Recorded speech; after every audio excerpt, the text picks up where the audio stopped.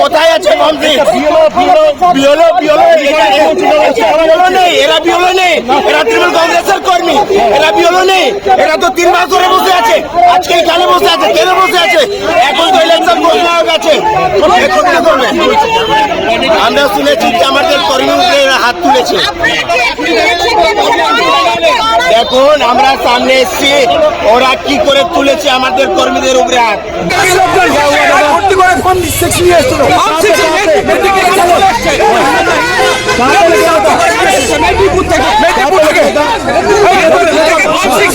আমরা চোখে দেখলাম সেখানে জমা হবে কেন?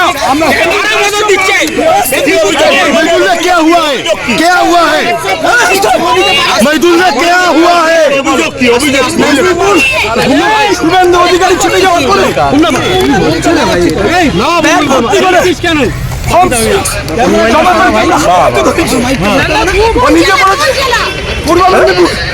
ও নিজে বলেছে 400 ফর্ম 6 একজন জমা করতে পারে না।